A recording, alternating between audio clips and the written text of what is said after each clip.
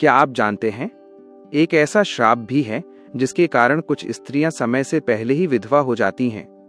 और क्या आप जानते हैं, एक पत्नी ऐसी कौन सी चीज है जो उसका पति मांग ले फिर भी वो कभी नहीं देती।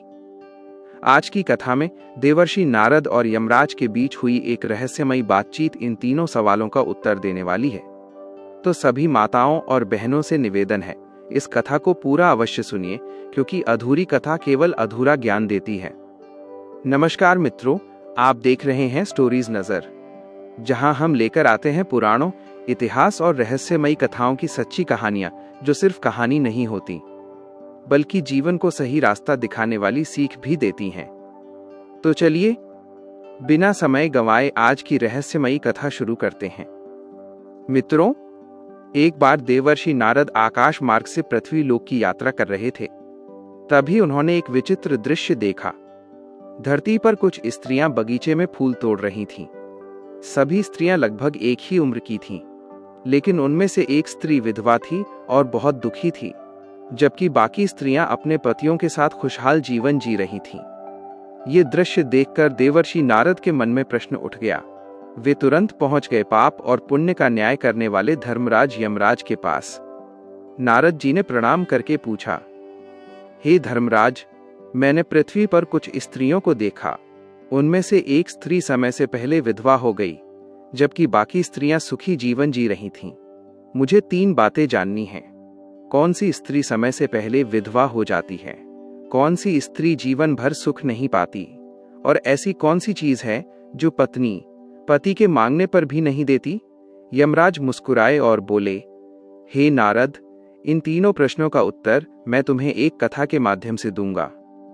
यमराज बोले, एक राज्य में राजा का एक नौकर रहता था। वो हमेशा अपने साथियों से कहता था, मेरी पत्नी बहुत पवित्र और पतिव्रता स्त्री है। धीरे धीरे ये बात पूरे नगर में फैल गई और अंततः राजा के दरबार तक पहुंच गई। राजा ने नौकर को बुलाया और पूछा, क्या सच में तुम्हारी पत्नी इतनी चरित्रवान है? नौकर ने गर्व से कहा, महाराज, मुझे अपनी पत्नी पर पूरा विश्वास है। दरबार में बैठे मंत्री को ये बात पसंद नहीं आई। उसने कहा, महाराज, ऐसा संभव ही नहीं कि कोई स्त्री दूसरे पुरुष की ओर देखे भी नहीं। फिर मंत्री ने चुनौती दी, यदि मैं इस नौकर की पत्नी का पतिव्रत धर्म तोड़ दूं तो इसे फांसी दी जाए। नौकर ने भी शर्त मान ली। मंत्री एक जादू टोना करने वाली स्त्री के पास गया। उसने उसे धन का लालच दिया और कहा, किसी भी तरह नौकर की पत्नी को फंसाओ। वो स्त्री नौकर के घर बुआ बनकर रहने लगी। कुछ दिनों बाद मौका देखकर उसने नौकर की पत्नी के घर से पटका और कतार चुरा ली और उसकी जांघ पर बने तिल का पता भी लगा लिया। फिर वो सब चीजें मंत्री को दे आईं। मंत्री ने दरबार में कहा, महाराज, मैं 2 दिन इस स्त्री के साथ रहा हूं। ये पटका और कतार उसी ने मुझे दिए हैं। नौकर को लगा कि उसकी पत्नी ने सच में विश्वासघात किया है। राजा ने नौकर को फांसी की सजा दे दी। लेकिन नौकर की पत्नी हार मानने वाली नहीं थी। वो नर्तकी का रूप धारण करके राजा के दरबार में पहुंची। उसने नृत्य किया और राजा उससे बहुत प्रसन्न हुए। राजा बोले, मांगो, तुम्हें क्या चाहिए? तब उस स्त्री ने कहा, महाराज, आपकी सभा में एक चोर है। और उसने सीधे मंत्री की ओर इशारा कर दिया।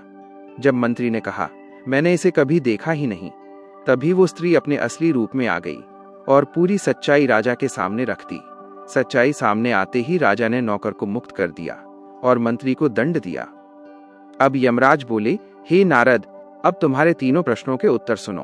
पहला उत्तर, जो स्त्रियां अपने पति का नाम लेकर पुकारती हैं, उनके पति की आयु कम हो जाती है और वे समय से पहले विधवा हो सकती हैं। दूसरा उत्तर, जो स्त्रियां अपने पति की अनुमति के बिना इधर उधर घूमती रहती हैं, उन्हें जीवन में कभी सुख नहीं मिलता। तीसरा उत्तर, एक संस्कारी पत्नी अपने पति को कभी गाली नहीं देती। जो स्त्री अपने पति का अपमान करती है, उसके जीवन में सुख नहीं टिकता। यमराज ने कहा, जहां चरित्रवान स्त्री रहती है, वहां घर में माता लक्ष्मी का वास होता है। ऐसा घर सुख, शांति और समृद्धि से भर जाता है। तो मित्रों, यह थी आज की रहस्यमयी कथा। अगर आपको यह कहानी पसंद आई हो तो कमेंट में जय श्री राम जरूर लिखें और ऐसी ही रहस्यमयी और ज्ञानवर्धक कथाएं सुनने के लिए सब्सक्राइब कीजिए स्टोरीज नजर। वीडियो देखने के लिए आप सभी का दिल से धन्यवाद।